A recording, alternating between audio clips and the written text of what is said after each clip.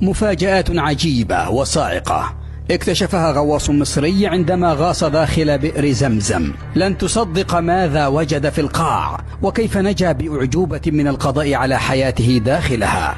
غواص مصري قرر الغوص داخل بئر زمزم المقدسة، وكانت الصاعقة الكبرى والمعجزة العجيبة والفريدة من نوعها عندما وصل إلى قاع البئر، خاصة عندما وضعوا البوصلة داخل البئر، وحدث ما لم يكن بالحسبان. فماذا وجد ذلك الغواص داخل بئر زمزم؟ سيجعلكم تتعجبون للغاية. هذا الفيديو الشيق لن تجدوه سوى على شو بلاس. يوجد بئر زمزم منذ أكثر من 2000 سنة قبل الميلاد، وتعتبر مياه البئر مباركة، فيها شفاء للناس من الأمراض، كونها مفيدة لجهاز المناعة الذي يحمي جسم الإنسان من كل الأمراض. هناك العديد من الأحاديث النبوية الشريفة التي تقول إن البئر قد نبع من الأرض، ووجد بعد أن نبشه جبريل عليه السلام بجناحه لنبي الله إسماعيل وأمه هاجر عليهما السلام، وكان ذبيح الله إسماعيل عليه السلام وقتها رضيعا يبكي. في عام 1978 اتخذت المملكة العربية السعودية قرارها بتوسعة الحرم المكي، وبالفعل بدأوا الحفر، وفجأة انفجر الماء من تحت الأرض. وحينها قرر المهندس الذي يشرف على أعمال الحفر التوقف عن الحفر كي يعرفوا سبب خروج الماء من هذا المكان، لأن الأمر كان مقلقا وغير مفهوم، وقد خاف ذلك المهندس أن يذكره التاريخ بالرجل الذي أفسد بئر زمزم المبارك. بعد التدقيق اتضح للمهندس أن هذه ماء بئر زمزم، فقرر اغتنام الفرصة لمعرفة مصدر الماء، واستعان بالغواصين من ميناء جدة. أحد هؤلاء الغواصين كان مصريا ويدعى محمد يونس، والثاني كان باكستانيا، وكلفهما بالمهمة التاريخية. ولكن حدث ما لم يكن متوقعا عندما لاحظ الغواص المصري ظاهرة غريبة خلال تجهيزه أدوات الغوص استعدادا لنزول البئر، ومعه تلك البوصلة التي توجههم ناحية منبع المياه.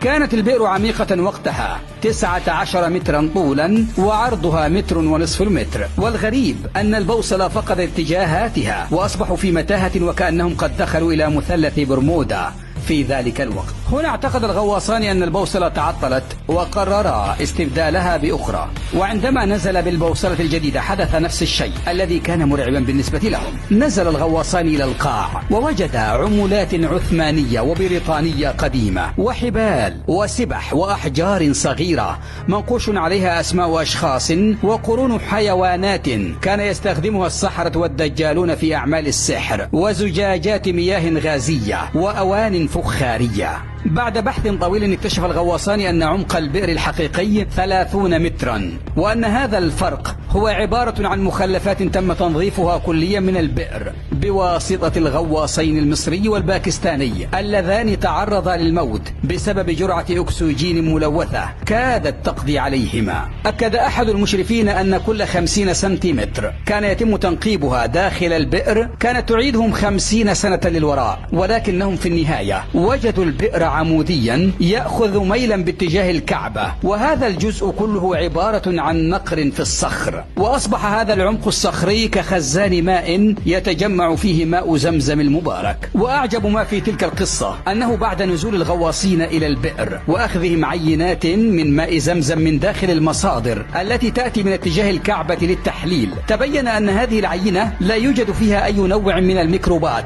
الموجودة في المياه العادية، وأنها بالفعل أكثر مياه مباركة ونقية في العالم أجمع. وصدق رسول الله صلى الله عليه وسلم.